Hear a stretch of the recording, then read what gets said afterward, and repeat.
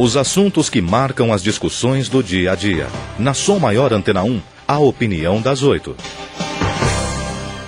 Hoje é quinta-feira, toda quinta-feira, 8 horas da manhã, aqui na Rádio Som Maior Antena 1 FM, é hora de ouvir a opinião de Lúcio Pachter, o filósofo Lúcio Pachter. Então, alô Lúcio, bom dia.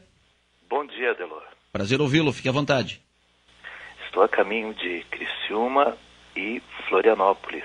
Criciúma, neste final de semana, temos aula aí no Centro Médico de São José, e no outro final de semana acontece em Florianópolis o 7º Encontro Sul-Brasileiro de Filosofia Clínica, reunindo filósofos de toda a região sul do estado, do país, de Curitiba, Londrina, Cascavel, Chapecó, Porto Alegre, Passo Fundo, vai muita gente para lá, um evento importante, no qual são apresentados os trabalhos, pesquisa, o que o pessoal tem desenvolvido em hospital e essas coisas. E aí depois a gente fecha aí o mês com uma palestra aí na região, né, pela Antena 1, em seguida embarco para o exterior. Ô Lúcio, vais para o exterior para onde, Lúcio?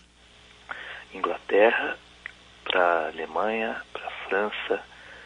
Vou ficar até dezembro fora do país e depois retorno, né? De vez em quando é muito importante fazer uma viagem de estudos, de reciclagem, e também aproveitar para fazer algumas palestras lá fora, né? Legal. E há muitos convites hoje vindo de fora do país para que se apresente a filosofia clínica lá fora. Então, inclusive da Grécia, que é o berço da filosofia, né, os filósofos de Atenas já fizeram um convite informal para a gente conversar com eles. Vou ver se eu consigo dar um pulo. É que são muitas cidades, não dá para ficar peregrinando, né? Bem, vamos trabalhar então, Adelor, algumas questões hoje referentes a um aspecto que se manifesta muito em nossa época. Uma época que pretensamente talvez a gente devesse olhar mais para fora do que para dentro, mas nem sempre é assim que tem acontecido. Eu me refiro a um aspecto denominado inversão, que diz respeito a algumas pessoas que ficam fortemente centradas ao redor delas mesmas, ao redor das próprias opiniões, ao redor das próprias coisas. Em geral, quando este fenômeno é muito forte, ocorre que esta pessoa, ao olhar para fora, ao olhar para nós, o que ela vê são os conteúdos dela mesma. E eu acho que muitos ouvintes já devem ter passado por isso na vida, de ter se relacionado com alguma pessoa fortemente inversiva, fortemente centrada nela mesma. Ao conversar com uma pessoa assim, há certas estranhezas.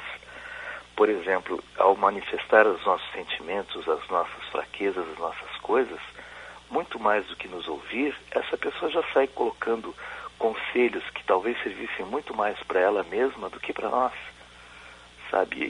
E para muitos a sensação que passa é que o outro nem está ali, sabe? Alguns se sentem muito sozinhos porque ao conversar com alguém fortemente inversivo e ao manifestar as minhas coisas para essa pessoa, parece que ela nem está me ouvindo. Ela já tem as respostas prontas, ela já sabe o que eu tenho que fazer, ela já sabe o que é certo, errado, direito, esquerda, está tudo prontinho. Então a minha presença ou não diante de tal pessoa é irrelevante. Olha, há muitos exemplos na história da humanidade em torno disso. Um que me ocorreu agora é de Nero. Nero era um sujeito extremamente centrado, provavelmente nele mesmo, extremamente vaidoso. Ele achava que ele tinha dotes artísticos, dotes de cavalaria. Até ele instituiu os jogos regionais chamados de Juvenalia e Nerones. Nesses jogos ele se apresentava pelos teatros e circos de toda a região como um histrião, né? Ele achava que tinha isso, e claro que não tinha nada disso, era grotesco. No entanto, à semelhança de Nero, certas pessoas muito inversivas, elas não veem a opinião dos outros. Elas escutam os aplausos internos, as críticas internas, O que os outros fazem passa muitas vezes desapercebido. E não só com relação a Nero. Se a gente recuar mais em direção à Grécia, nós encontramos a Ilíada de Homero. Ali ele mostra como eram os deuses gregos, as paixões, e não só os deuses gregos, os homens também, né? É famoso, por exemplo, a cólera de Aquiles. Aliás, ele abre o capítulo falando sobre que o livro iria tratar-se disso, né? Trata-se de muito mais, de Troia, tudo. Mas ali ele mostra uma pessoa muito centrada em si mesma dificilmente consegue sair e assimilar as necessidades dos outros. Aliás, quando atende às necessidades dos outros, é aquelas necessidades que acha que os outros têm, não exatamente as necessidades que os outros de fato têm. Já imaginou, Adelor, um político fortemente inversivo, ao assumir um cargo público, por exemplo, ele vai achar o que o povo precisa e não de fato o que o povo precisa. E daí os estragos são grandes. E não só na política, não só na história, nós temos também na literatura inúmeros exemplos. Olha, aquela obra aliás, a obra única que ele escreveu em vida, né, que publicou, que é de Augusto dos Anjos, se eu não me engano, foi publicada em 1910, 1912, por aí. Naquela obra intitulada Eu, olha, aquela obra é uma verdadeira apologia a esse tipo de coisa. Porque Augusto dos Anjos ali, ele mostra o mundo dos outros de uma maneira terrível. Terrível. Não que o mundo dos outros seja assim, mas é que era assim que ele via, que ele conseguia admitir o mundo alheio. Uma outra obra que tem muito a ver com o que estamos conversando, chama-se O Doente Imaginário. Esta obra foi escrita lá pelos anos 1600 e pouco, na segunda metade daquele século, e trata de um sujeito que tem mania de achar que tem todo tipo de doença possível, né? Só que ele, ao se tratar com os médicos, aliás, ele necessita dos médicos, que ele evita solenemente, ele acha que os médicos são todos ignorantes, são todos vaidosos, exatamente o que ele era, né? Mas como ele não tinha como ver o mundo dos outros, era assim que ele atribuía. Conviver com pessoas assim exige certas posições firmes, viu? Assim, se a gente tem uma esposa, um marido, um filho, alguém próximo, alguém que trabalha com a gente, algum amigo, alguma amiga muito chegado que tenha isso, para conviver com uma pessoa assim, eu sugiro que se descortine primeiro como é o mundo dessa pessoa.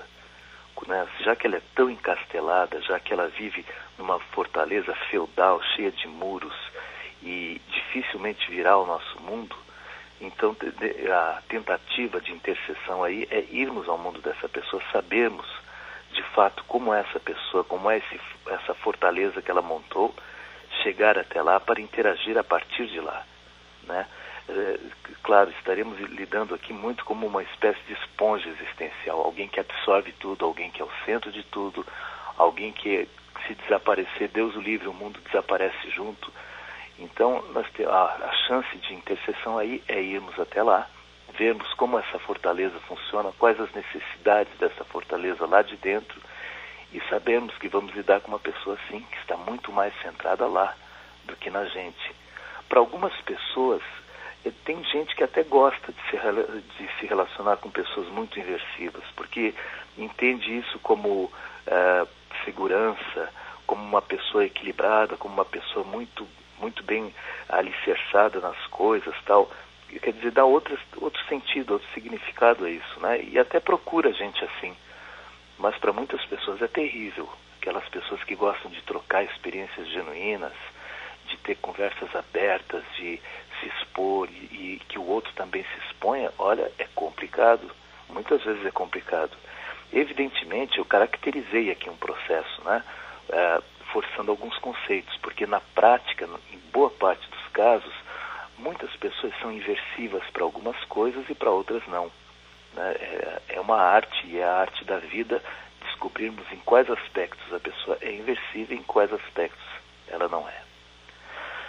Quero agradecer então, Adelor, por mais essa conversação que tivemos nesta quinta-feira, e até a próxima quinta-feira.